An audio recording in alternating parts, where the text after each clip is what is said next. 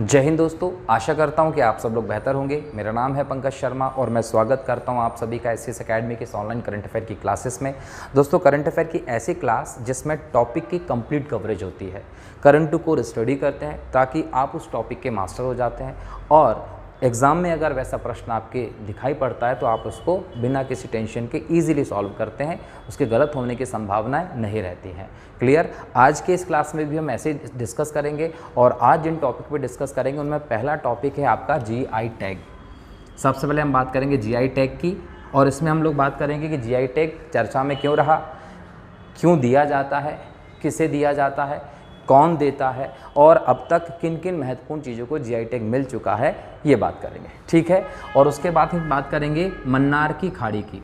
मन्नार की खाड़ी जो है यहाँ पर अभी एक आक्रामक प्रजाति, याद रखिएगा, आक्रामक प्रजाति मिली है पौधे की जो यहाँ के जैव विविधता के लिए, वनस्पति के लिए हानि का पर्याय हो सकती है और ये अध्ययन में पाया गया है। इस वजह से ये चर्चा का मुद्दा है, तो इस पर भी डिस्कस करेंगे कि आक्रामक प्रजाति क्या होती है, अभी कौन सी मिली है, उसके क्या प्रभाव हो सकते हैं और कहीं ना कहीं मन्नार की खाड़ी चर्चा में रहा तो मन्नार की खाड़ी कहाँ है, क्या है, इसकी विशेषताओं के बारे में भी बात करेंगे। क्लियर। तो इस टॉपिक को पूरा देखना है, लेक्चर को पूरा सुनना है और कॉपी पेन लेके बैठना है ताकि आप नोट भी करते चले जाएं। क्लियर। चलिए शुरू करते हैं पहले लेक्चर को। पहला टॉपिक जो है वो आपका है जीआई टैग। जीआई टैग की बात करें तो पहले इसके पूरा नाम देख लिया जाए, इसका पूरा नाम क्या होता है। तो जीआई टैग का पूरा नाम होता है जियोग्राफिकल इंडिकेशन। याद रखिएगा, जियोग्राफिकल इंडिकेशन इसका पूरा नाम है। क्लियर। अब ये किसे दिया जाता है तो दोस्तों ये किसी प्राकृतिक, किसी उत्पाद या किसी कृषि के उत्पाद को ये दिया जा सकता है। क्लियर। याद रखना है, इनमें से किसी को भी दिया जा सकता है। क्यों दिया जाता है, क्या होता है इससे, तो याद रखिएगा, इससे उत्पाद को या वस्तु को स्थानीय पहचान मिलती है। क्या मिलती है इससे, स्थानीय पहचान मिलती है और वो उसी स्थान के नाम से जाना जाता है, जिसकी वजह से इसको अंतर्राष्ट्रीय, राष्ट्रीय स्तर पर महत्व प्राप्त होता है, निर्यात में वृद्धि हो सकती है और कहीं ना कहीं इसको उत्पादन में भी बढ़ोतरी होगी और जो लोग इनके उत्पादन में लगे होते हैं उनके लिए भी फ़ायदेमंद होता है, उनकी बिक्री ज़्यादा होगी, आमदनी अच्छी होती है। तो कहीं ना कहीं ये सबके लिए बेहतर व्यवस्था होती है जीआई टैग की। अभी हाल ही में चर्चा में क्यों रहा, हाल ही में चर्चा में रहा क्योंकि कठुआ जो है वो जम्मू कश्मीर का एक ज़िला है। कहाँ का, जम्मू एंड कश्मीर जो है यहाँ का एक ज़िला है कठुआ। यहाँ पर एक पेंटिंग होती है जिसका नाम है बसोहली पेंटिंग। ये बसोहली पेंटिंग कैसी होती है, ऐसी होती है, इसको जीआई टैग दिया गया है। इसके अलावा लद्दाख की लकड़ी है, उससे एक नक्काशी बनाई जाती है, उस नक्काशी को भी जीआई टैग मिला है। तो इनको अभी जीआई टैग मिला है, इसलिए चर्चा का विषय रहा और हम इसलिए इसको चर्चा कर रहे हैं। क्लियर। तो ये समझ में आया जीआई टैग का पूरा नाम क्या है, जीआई टैग जो होता है किसे दिया जाता है और इसको देने का मतलब क्या है। अब बात करें कि इसे देता कौन है और किस आधार पर देता है। तो याद रखिएगा, भारत सरकार ने एक एक्ट पास किया था। कब किया था, 1999 में। ये जो एक्ट था ये था वस्तुओं का भौगोलिक सूचक, वस्तुओं का भौगोलिक सूचक है ना। अब यहाँ पर याद रखिएगा कि वस्तुओं का सूचक है और ये इसका पंजीयक प्लस संरक्षण अधिनियम था। ये अधिनियम पास किया था 1999 में, इसके आधार पर देते हैं। दूसरा, ये जो भी जीआई टैग देगा वो विश्व की एक और स्थिति के अंतर्गत आता है जो है किसकी, डब्ल्यूटीओ की। डब्ल्यूटीओ का एक समझौता हुआ जिसमें ट्रिप्स की व्यवस्था है, बौद्धिक अधिकार के संरक्षण से संबंधित ये समझौता था और इसके अंतर्गत भी जीआई टैग की व्यवस्था आती है। दूसरी बात, अंतर्राष्ट्रीय स्तर पर, राष्ट्रीय स्तर पर जो व्यापारिक संबंध होते हैं, व्यापारिक लेन देन की जो शर्तें होती हैं उसके अंदर भी ये आता है। तो कहने कि इन सब चीज़ों के अंतर्गत जीआई टैग प्रदान किया जाता है। दूसरी बात, अब कैसे प्रदान करेंगे उसकी भी एक बात सोचनी पड़ेगी। तो याद रखिएगा कि जीआई टैग प्रदान करने के लिए हमारे देश में एक संस्था है जो इसके लिए निर्णय लेती है। जिसको भी जीआई टैग देना है वो जीआई टैग के संदर्भ में अपनी पूरी जो भी स्थिति होती है उसकी एक एप्लीकेशन फॉर्म फिल करते हैं, एप्लीकेशन फिल करते हैं जिसमें संबंधित वस्तु जिससे जीआई टैग प्राप्त करना चाहते हैं उसकी संपूर्ण डिटेल दी जाती है, उसकी गुणवत्ता से लेकर उसकी बनावट और हर चीज़ की उसमें डिटेल फिल होती है और ये एप्लीकेशन एक संस्था को भेजी जाती है। वो जो संस्था है वो है कंट्रोलर जनरल ऑफ याद रखिएगा, कंट्रोलर जनरल ऑफ, ये संस्था का नाम आप लिख लीजिएगा, है ना। तो controller general of patent design, है ना, एंड ट्रेडमार्क, ये संस्था है। कौन सी? Controller general of patent design and trademark, ये संस्था है जिसका हेडक्वार्टर कहाँ है? चेन्नई में है, चेन्नई में है ना। इसके पास एप्लीकेशन भेजी जाती है, जिसके पास एप्लीकेशन भेजी उस पर ये पूरा विचार करता है और विचार करने के बाद अपना निर्णय देता है जांच परख के बाद कि जीआई टैग दिया जाए कि नहीं दिया जाए। तो अधिनियम कौन सा? वस्तुओं का भौगोलिक सूचक पंजीयक एवं संरक्षण अधिनियम 1999 में आया था। इसके अंतर्गत आपने इस संस्था के द्वारा जीआई टैग प्राप्त कर लिया। जीआई टैग प्राप्त कर लिया तो आपकी चीज़ को स्थानीय पहचान मिल गई। अब आप उस नाम से उस चीज़ को बेच सकते हैं, बना सकते हैं, कोई दिक्कत नहीं है। ठीक है, अब देखो कि जीआई टैग ऐसे दिया जाता है, कितने समय के लिए दिया जाता है? अगर ये पूछ ले तो जीआई टैग दिया जाता है 10 वर्ष के लिए। कितने समय के लिए दिया जाता है? 10 वर्ष के लिए दिया जाता है। और 10 वर्ष खत्म होने के बाद क्या होता है? इसे 10 वर्ष के लिए दोबारा बढ़ा सकते हैं। 10 वर्ष के लिए आवेदन करिए और इसको बढ़ा लीजिए, ये आपका ध्यान रखना है। क्लियर? अब इसका महत्व क्या है वो भी जान लेते हैं। अगर किसी भी वस्तु को जीआई टैग मिल जाता है तो उसकी जो गुणवत्ता है, गुणवत्ता सुनिश्चित हो जाती है। याद रखिएगा, उसकी गुणवत्ता क्या होगी? सुनिश्चित हो जाएगी। उसकी गुणवत्ता को लेकर आप प्रश्न नहीं कर सकते। अगर आप किसी वस्तु को जीआई टैग दे दिया गया है तो ये समझ लीजिएगा कि उस वस्तु के बिक्री का जो दुरुपयोग है वो नहीं हो सकता। दुरुपयोग से बचती है वस्तु, ठीक है, दुरुपयोग नहीं होती, इलीगल तरीके से उसका ट्रेड नहीं कर सकता। अगर किसी वस्तु को आपने जीआई टैग दे दिया है तो आपको उसकी विश्वसनीयता जो होती है वो सिद्ध हो जाती है ना। उसकी आपको अलग अलग प्रकृति वगैरह की कहीं और से जानकारी नहीं लेनी पड़ती। जीआई टैग वाली वस्तु है तो इसका मतलब उसकी प्रकृति, उसकी विशेषता, उसकी गुणवत्ता सब आपको पता चल जाती है। और अगर कोई जीआई टैग वाली वस्तु है तो डेफिनेट है कि उसका एक पहचान बन गई है, तो निर्यात में वृद्धि होती है। तो निर्यात में वृद्धि की दृष्टि से देखें तो भी जीआई टैग फायदेमंद होता है। तो इन सभी चीज़ों के फायदों के लिए आप जीआई टैग प्राप्त करते हैं। जीआई टैग प्राप्त करने के लिए एप्लीकेशन दी जाती है। एप्लीकेशन किसे दी जाएगी? Controller general of patent design and trademark को, जो चेन्नई में है। ये जो संस्था है चेन्नई में, ये संस्था के माध्यम से जीआई टैग दे दिया जाता है। क्लियर? अब किसी वस्तु को जीआई टैग दे दिया गया, 10 वर्ष के लिए दे दिया गया, ये आपको पता चला। लेकिन हमारे देश में कौन सी और वस्तुओं को जीआई टैग दिया जाना है अभी निकट भविष्य में, और किन किन को दिया जा चुका है, हम उस पर भी डिस्कस करना पड़ेगा। तो हम उसकी बात करते हैं कि किस किस वस्तुओं को दिया गया है जो महत्वपूर्ण है, हम उस पर डिस्कस करेंगे ताकि एग्जाम में वहीं से क्वेश्चन आता है तो आप लगा दो। ठीक है, जैसे हम बात करें, अभी हाल ही में कठुआ की बसोली पेंटिंग को दे दिया गया है ना। ये बसोली पेंटिंग जम्मू कश्मीर की है और जम्मू कश्मीर की ये प्रथम हस्तशिल्प है। याद रखिएगा, ये जम्मू कश्मीर की प्रथम हस्तशिल्प है जिसको जीआई टैग मिला है। जम्मू कश्मीर के दूसरे प्रोडक्ट को जीआई टैग मिल चुका है, लेकिन ये पेंटिंग पहली हस्तशिल्प है जिसको जीआई टैग मिला है, याद रखना है। और जीआई टैग मिला है, उसके लिए सिफारिश करने वाला कौन था? सिफारिश करने वाला था नाबार्ड। याद रखिएगा, नाबार्ड क्या है? नाबार्ड देश का कृषि और ग्रामीण विकास बैंक है, जो कृषि और ग्रामीण विकास के लिए बैंक प्रदान करता है। नाबार्ड का जो मुख्यालय है वो मुंबई में है, ठीक है। और ये एक बोल सकते हैं कि नियामक निकाय है। क्या है? एक नियामक निकाय है।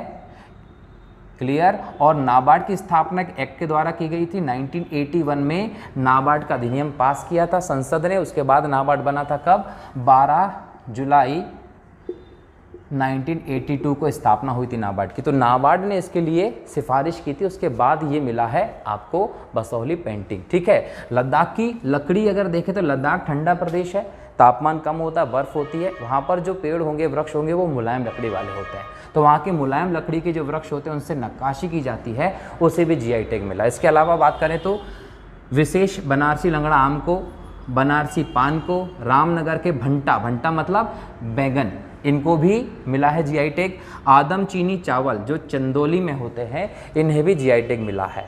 अब इसी के साथ साथ एक बात और याद रखना है कि जो यूपी की सरकार है, यूपी की सरकार जो है वो हाल ही में एक अभियान चला रही है, जिस अभियान के तहत स्थानीय वस्तुओं को व्यापक पहचान दिलाने की बात कर रहे हैं। अब कहीं ना कहीं स्थानीय वस्तुओं को व्यापक पहचान दिलाना है, इसके लिए उन्होंने क्या किया है कि अलग अलग रूप में जीआई टैग के लिए एप्लीकेशन कर रहे हैं। किस किस चीज़ को? मथुरा के पेड़े को भी जीआई टैग, आगरा के पेठा को जीआई टैग, कानपुर के सत्तू को, बुकुनू को भी जीआई टैग प्रदान करने की ओर पहल है, तो अभी इनको जीआई टैग दिया जाएगा।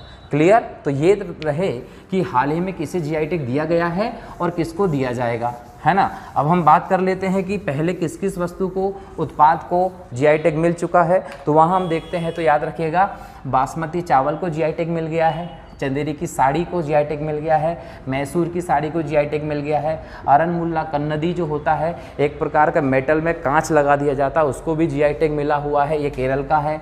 पोचमपल्ली तेलंगाना का इकत, इसको भी जीआई टैग मिल चुका है। सेलम फैब्रिक तमिलनाडु में साड़ी का एक बहुत अच्छा कपड़ा होता है, साड़ी के लिए प्रसिद्ध है। चंदेरी मध्य प्रदेश को जीआई टैग मिल चुका है। शोलापुर की चादर, महाराष्ट्र के शोलापुर में विशेष चादर मिलते हैं, उनको जीआई टैग मिल चुका है। शोलापुर की टेरी तौलिया आती है महाराष्ट्र की, उसको जीआई टैग मिल चुका है। हाँ ना, कोट पैड हथकरघा कपड़े को भी जीआई टैग मिल चुका है, ये आप लोगों को ध्यान रखना है, ठीक है।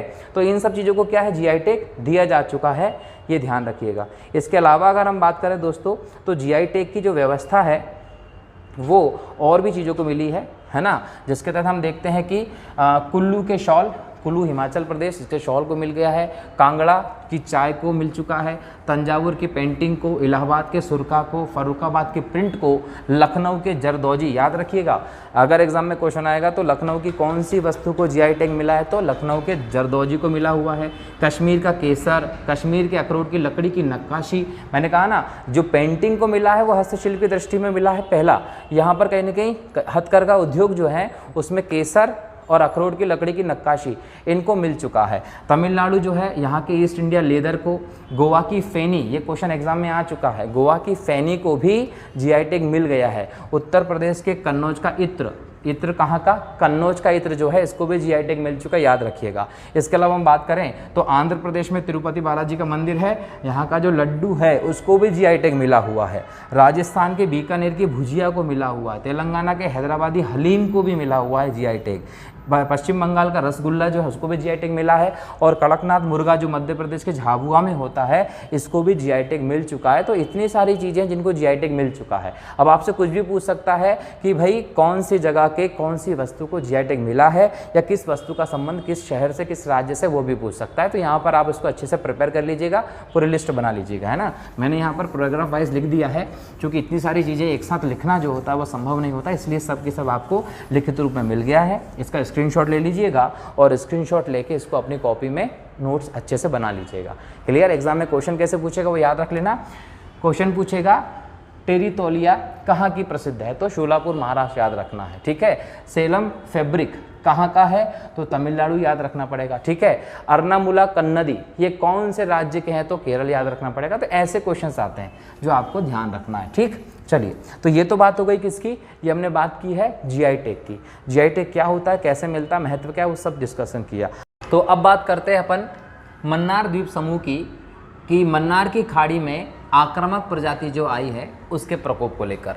तो ये चर्चा में इसलिए रहा क्योंकि हाल ही में एक अध्ययन किया गया है मन्नार की खाड़ी में, और इस मन्नार की खाड़ी में किए गए अध्ययन में पाया गया है कि यहाँ एक विदेशी आक्रामक पौधा जो है, विदेशी आक्रामक प्रजाति का पौधा है, उसने यहाँ पर कहीं ना कहीं उसको पाया गया है, जिसके कारण मन्नार की खाड़ी का जो देसी वनस्पति है, जो जैव विविधता है, उसको इससे नुकसान हो रहा है। तो यहाँ जो आक्रामक पौधे की प्रजाति पाई गई उसका नाम है प्रोसोपिस चिलेंसिस। ये प्रोसोपिस चिलेंसिस जो है वो एक प्रकार का खरपतवार है। क्या है? एक प्रकार का खरपतवार है। और याद रखिएगा कि ये खरपतवार कई बार हम जानबूझ के और कई बार जाने अनजाने में लेकर आ जाते हैं। हम क्या करते हैं कि जेनेटिकली मॉडिफाइड प्रोडक्ट का यूज़ करते हैं, ऐसे बीजों का, ऐसे पौधों का प्रयोग करते हैं, और इनको हम कई बार जानबूझकर घरों में सजावट के लिए आदि चीज़ों के कारण लेकर आते हैं। और कई बार ऐसा होता है कि खेती के प्रोडक्शन को बढ़ाने के लिए इस प्रकार की चीज़ों का प्रयोग किया जाता है, जिसके कारण खेती का प्रोडक्शन तो बढ़ जाता है, घर की सजावट तो हो जाती है, परंतु उनका जो दुष्परिणाम निकलता है, उस पर जो कीटनाशकों का प्रयोग होता है, रासायनिक उर्वरकों का प्रयोग होता है, उसका दुष्परिणाम जो होता है वो खरपतवार के तौर पर देखा जाता है। और ये खरपतवार क्या करती हैं, अपने एक कॉलोनी डेवलप कर लेती हैं। कॉलोनी डेवलप कर लेती हैं, कॉलोनी बनाती हैं और उसके तहत अपने आप को विस्तृत करती जाती हैं, अपना पूरा विकास कर लेती हैं। और जैसे जैसे ये खरपतवार अपने आप को विकसित करती हैं वैसे वैसे जो स्थानीय वनस्पति हैं, स्थानीय प्रजाति वो खत्म होती चली जाती है। तो इस प्रकार से ये हमारे कहीं ना कहीं इकोसिस्टम पर, हमारे जैव विविधता पर नकारात्मक प्रभाव छोड़ती है, जो कि इस अध्ययन में पाया गया है। कहाँ? मन्नार द्वीप समूह पे, जो आक्रामक प्रजाति उसके पे। अब यहाँ बात करते हैं अपन इस आक्रामक प्रजाति के तौर पर विशेष क्या है। तो ये खरपतवार है और ये याद रखना कि ये खरपतवार जो है ये मध्यम या छोटे आकार का होता है। क्लियर? मध्यम या छोटे आकार का खरपतवार होता है, ज़्यादा बड़ा नहीं होता, विकसित ज़्यादा बड़ा होता नहीं है, मध्यम छोटे आकार का होता है और ज़्यादा गहरा इसकी जड़ें नहीं होती हैं, ज़्यादा गहरी जड़ें नहीं होती है ना, जड़ें नहीं होती, ऊपरी ऊपरी जड़ें होती हैं, ज़्यादा गहरी नहीं होती। और इसकी जो मूल विशेषता वो है कि ये शुष्कता को सहन कर सकता है, शुष्कता को सहन कर सकता है, मतलब सूखे में रह सकता है। और ऐसे इन्वायरमेंट में रहते हुए ये क्या करेगा? हमारी देसी प्रजाति को ख़त्म करता है। इसकी हम और बात करें दोस्तों तो याद रखना है कि जो शुष्कता सहन करने वाला ये पौधा है, ये विशेष तौर पर या तो मलबे पर या कूड़े पर विकसित होता है। इसके विकास की स्थिति इसको कहाँ मिलती है? या तो मलबे पर विकसित होता है या कूड़े पर विकसित होता है और विकसित होकर अपनी एक कॉलोनी बनाने की तरफ ये आगे बढ़ जाता है। क्लियर? यहाँ एक और चीज़ देखें इसके बारे में, तो ये शुष्कता सहन करने वाला है और मुख्य रूप से दक्षिण अमेरिका के जो देश हैं वहाँ पर ये मिला है हमको। कहाँ मिला है? दक्षिण अमेरिका के देश हैं वहाँ मिलता है। दक्षिण अमेरिका की मूल प्रजाति ये मानी जाती है। अब कौन कौन से देशों में मिलता है? इसमें नाम आता है पेरू का, इसमें नाम आता है आपका चिली का, इसके अलावा अर्जेंटीना का नाम आता है, अर्जेंटीना के अलावा जाएंगे तो बोलीविया का नाम आता है। ये देश ऐसे हैं जहाँ पर ये पौधा मूल रूप से मिलता है। कौन कौन से देश? पेरू, चिली, अर्जेंटीना और बोलीविया। इनकी राजधानी आप लोगों को पता होना चाहिए, एग्जाम में ये भी पूछा जा सकता है। तो पेरू की राजधानी क्या है? लीमा। चिली की राजधानी है सेंटियागो, अर्जेंटीना की राजधानी है ब्यूनस आयर्स और बोलीविया की राजधानी है लापास। इन चारों देशों की राजधानी भी आप याद कर लीजिएगा, नोट कर लीजिएगा। क्लियर? हाँ, इस पौधे की एक और विशेषता है कि छोटा मध्यम आकार का लेकिन फलीदार पौधा। तो इसको पहचानेंगे कैसे? छोटा मध्यम आकार का फलीदार पौधे के तौर पर आप इसको पहचानते हैं। आसपास के सारे पोषक तत्वों को यूज कर लेता है, स्थानीय प्रजाति को संकुचित करके अपना विस्तार करता है। तो ये तो हमने बात की किसके बारे में? प्रोसोपिस चैलेंसेस के बारे में। क्लियर? अब हम बात कर लेते हैं किसकी? मन्नार की खाड़ी की। दोस्तों मन्नार की खाड़ी अगर आप देखें तो ये जो खाड़ी है ये आपको भारत के दक्षिण में मिलती है। ये भारत और दक्षिण में जो श्रीलंका इन दोनों के बीच में है और यहाँ रही आपकी मन्नार की खाड़ी। ठीक है? इसके पास जाएंगे तो यहाँ पर आपको मिलेगा तमिलनाडु। भारत का राज्य तमिलनाडु, उसके तमिलनाडु राज्य के दक्षिण पूर्व में आपको मिलता है। इसके यहाँ पर है पाक जल संधि और ये मन्नार की खाड़ी है। क्लियर? इसके पास में आपको एडम्स का जो ब्रिज होता है, जिसको आदम का ब्रिज कहते हैं आप, राम सेतु यहीं पर है। ठीक है? ये याद रखना है। इसके अलावा सबसे पास में रामेश्वरम है। तो ये जो है ये सब यहाँ पर। इसके अलावा यहाँ पर मन्नार की खाड़ी के द्वीप भी हैं। मन्नार की खाड़ी के द्वीप हैं, ये भी याद रखना है। ये द्वीप जो है इनकी संख्या 21 है। 21 की संख्या में यहाँ पर द्वीप मिलते हैं और उसका एक इम्पॉर्टेंस भी है। हम अभी जो भी व्यापार होता है उस व्यापार को हम देखें तो वो अरब सागर से होते हुए आता है और श्रीलंका से होते हुए जहाज को ऐसे जाना पड़ता है। अब श्रीलंका से जहाज जब इस प्रकार से ऐसे जाते हैं ना तो आपका अतिरिक्त डीजल भी खर्च होता है, मतलब ईंधन की अतिरिक्त खपत होती है। दूसरी बात होता है कि समय भी ज़्यादा लगता है। इन दोनों को बचाने के लिए सरकार की अभी योजना चल रही है कि रामेश्वरम सेतु से एक रास्ता आप निकालने वाले, केनल, रामेश्वरम नहर केनल निकाल रहे हैं, वो यहाँ से इस प्रकार से ऐसे आपको रास्ता देगी ताकि जहाज को तक घूम के नहीं जाना पड़ेगा और समय और ईंधन दोनों की बचत होगी, देश की अर्थव्यवस्था में योगदान मिलेगा, इससे व्यापार तेज होगा। तो ये इसका इंपॉर्टेंस भी है। ठीक है? यहाँ पर आप देखेंगे राम जी गए थे, राम सेतु यहाँ पर देखने को मिलता है। श्रीलंका जब गए थे वो व्यवस्था भी है। अब यहीं पर क्या मन्नार की खाड़ी जो है वो है। अब मन्नार की जो खाड़ी है, ये खाड़ी जो है इसको हम प्रथम समुद्री जैव आरक्षित के तौर पर देखते हैं, आरक्षित क्षेत्र के तौर पर देखते हैं। तो पहला समुद्री जैव आरक्षित क्षेत्र जो बनाया गया था वो मन्नार की खाड़ी को बनाया गया था, वो भी 1986 में बनाया गया था। लगभग 550 स्क्वायर किलोमीटर के आसपास ये फैला हुआ है, याद रखना इतने क्षेत्रफल में फैला है। 1986 में बनाया गया था। यहाँ विशेष प्रकार की समुद्री जैव विविधता मिलती है, जिसमें कई पौधे होते हैं, डुगोंग होता है, इसके अलावा डॉल्फिन जैसी कई सारे जीव आपको यहाँ देखने को मिलते हैं। इन्हीं के संरक्षण के लिए, यहाँ की जैव विविधता के संरक्षण के लिए इसे 1986 में भारत सरकार ने पहला समुद्री जैव आरक्षित क्षेत्र भी घोषित किया है। ये आप लोगों को ध्यान रखना है, ठीक है। अच्छा, ये जो मन्नार की खाड़ी वाला क्षेत्र है ना, ये एक और चीज़ से विशेष प्रसिद्ध है। वो इसलिए प्रसिद्ध है कि यहाँ पर शंख बहुत मिलते हैं, शंख की प्राप्ति यहाँ से बहुत होती है। इसके अलावा यहाँ पर मोतियों का भंडार होता है। तो मोतियों का भंडार कहीं है तो वो मन्नार की खाड़ी में है। शंख आपको बहुत आयत में कहीं मिलते हैं तो मन्नार की खाड़ी में मिलते हैं। व्यापार की दृष्टि से महत्वपूर्ण है, जैव विविधता की दृष्टि से महत्वपूर्ण है, और कहीं ना कहीं भारत का एक अतिरिक्त क्षेत्र भी है जो तमिलनाडु के पूर्वी कोस्ट से लगभग 9 से 10 किलोमीटर दूर पड़ता है। कितना? 9 से 10 किलोमीटर दूर है तमिलनाडु के पूर्वी तट से। सबसे पास में कौन सा द्वीप है? तो रामेश्वरम। रामेश्वरम द्वीप जो है वो इसके सबसे पास में है, ये आपको ध्यान रखना है। क्लियर? तो इस प्रकार से हमने मन्नार की खाड़ी पर एक डिटेल चर्चा की। हमने आक्रामक प्रजाति के बारे में चर्चा की, प्रोसेपिस चैलेंसिस के बारे में। एक चीज़ और समझ लीजिए कि आक्रामक प्रजाति आप किसको कहते हैं? आक्रामक प्रजाति उस प्रजाति को कहते हैं जो प्रजाति स्थानीय लोकल प्रजाति को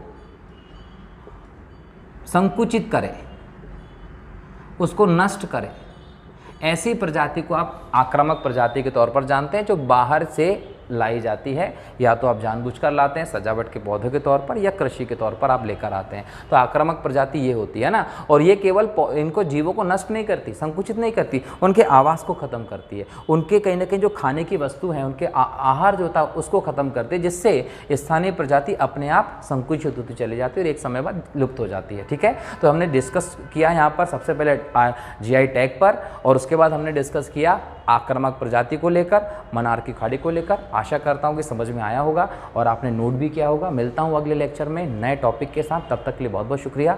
जय हिंद, जय भारत, वंदे मातरम।